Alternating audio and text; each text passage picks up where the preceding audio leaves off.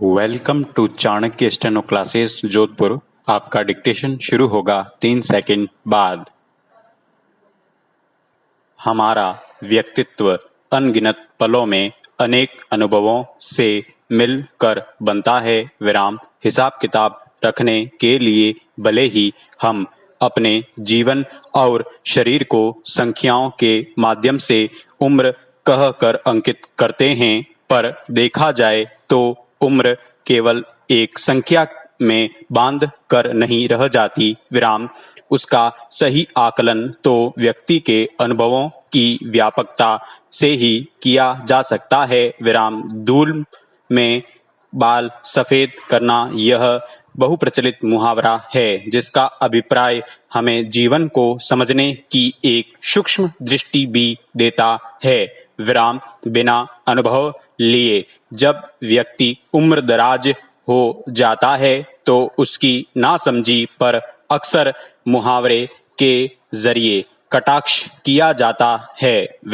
परिपक्वता भी उन अनुभवों से मिले सबक को जीवन में समाहित करने से आती है। कभी कभी कम उम्र में ही जिम्मेदारियों के बोझ और अभावों में पोषित हुए व्यक्तियों की प्रतिभा इस बात को साबित कर देती है कि हमारी उम्र सालों में नहीं गिनी जा सकती, बल्कि जीवन के अनुभव और संघर्ष परिपक्वता का पैमाना बनते हैं। असल में परिपक्वता तभी आ सकती है जब संवेदनशील मन के साथ हम चीजों को देखने, समझने, अवलोकन करने, महसूस करने की क्षमता खुद में विकसित कर सकें। परिपक्वता वह खिलखिलाहट भी हो सकती है जो संघर्ष के बीच लगातार बनी रहती है और अपने आप को निम्न स्तर की बातों, विचारों और आलोचनाओं से ऊपर उठाने में सहायक होती है। यह एक कला है जिसे धीरे धीरे नए अनुभवों को प्राप्त कर हासिल किया जा सकता है। जीवन में मेहनत, जिज्ञासा, धैर्य, विवेक, साहस, सही निर्णयों और उचित चयन से ही उम्र को कमाया जा सकता है।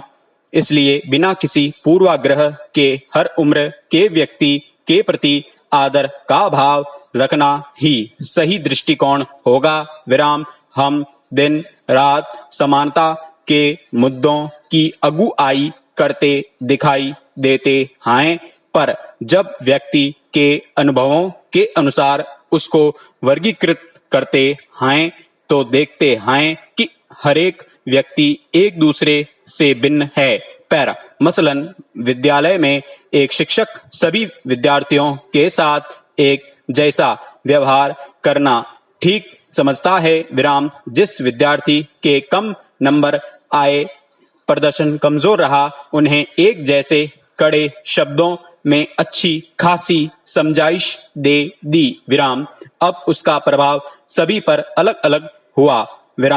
एक ने ठान लिया कि आगे से मुझे अच्छे नंबर लाना है, दूसरा बेहद डर गया और उसके मन में विद्यालय और पढ़ाई को लेकर हमेशा के लिए डर बैठ गया। आत्मविश्वास की कमी के चलते अब वह और गलती करने लगता है। तीसरे ने अपमानित महसूस किया और शिक्षकों के प्रति उसके मन में क्रोध के भाव उत्पन्न हुए। चौथे ने कोई सबक नहीं लिया। उसे अच्छा लगा कि प्रताड़ित होने में और भी लोग उसके साथ हैं। दरअसल हमारे अनुभव हमारे भावी जीवन को निर्धारित करते हैं। इस भिन्नता का चिंतन सामाजिक आर्थिक नीतियों को लागू करते समय भी करना आवश्यक है। सबके विकास में हर एक के व्यक्तिगत विकास का सूक्ष्म चिंतन भी महत्वपूर्ण है।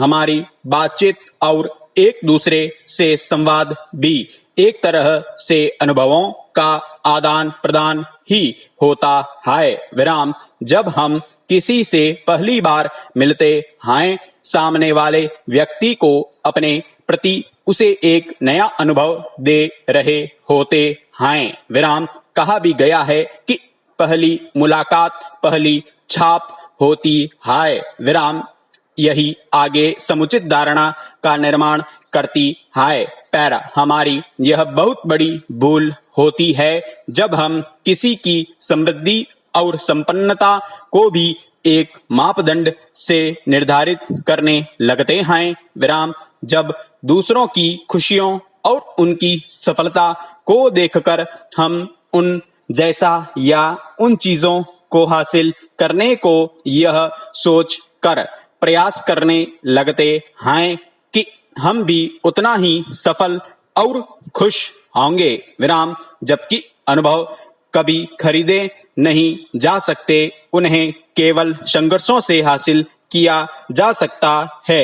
विराम टीवी विज्ञापन में पिता की तरफ से दुल्हन को विदाई के समय दिया हुआ कीमती गहना और उपहार पिता पुत्री के रिश्तों को गाढ़ा करते दिखाया जाता है। विराम हम सभी उस अनुभव से गुजरना चाहते हैं, पर क्या उसके लिए हम सभी को उपहार की जरूरत होगी? प्रश्नवाचक चिन्ह। पैरा ऐसा जीवन अर्जित कर पाना कम ही लोगों के लिए मुमकिन हो पाता है, जिसके हिस्से में दर्ज सफर किसी के लिए रास्ता बनने में मददगार हो, तो कोई उससे अपनी मंजिल के सामने छाए धुंधले को साफ कर सके।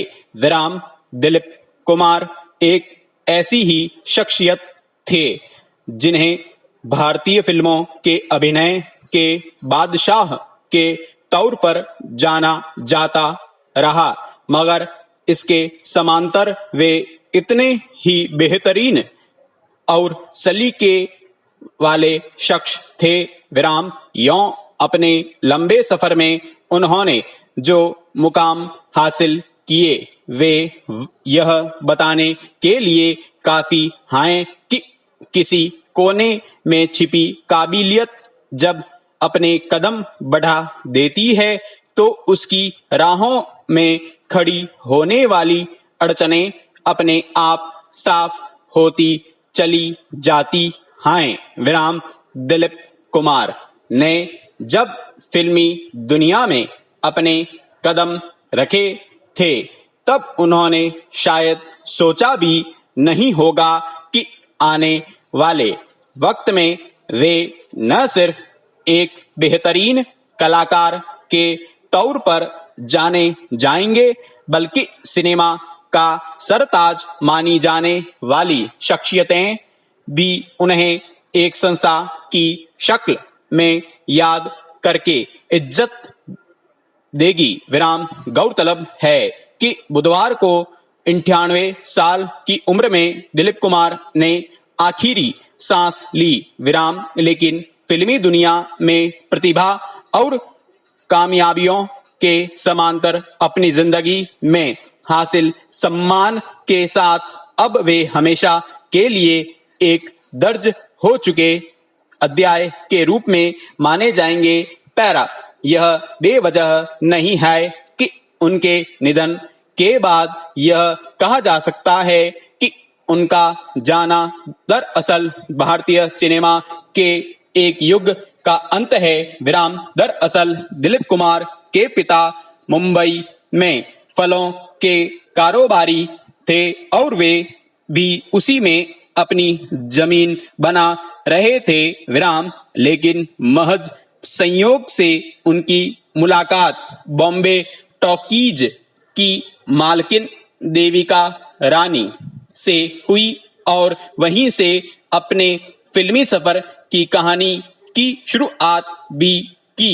विराम पहली ही फिल्म ज्वार भाटा के जरिए उनकी काबिलियत की पहचान कई मशहूर फिल्म निर्माताओं को हो गई और उसके बाद उनके लिए रास्ता सिर्फ आगे बढ़ने का था विराम। उनके ज्यादातर समकालीन मशहूर कलाकार जहां अदाकारी की एक खास शैली की वजह से चर्चित हुए, वहीं दिलीप कुमार ने अपने अभिनय में जितने आयाम पेश किए, उसने उनके काम के दायरे को नया विस्तार दिया।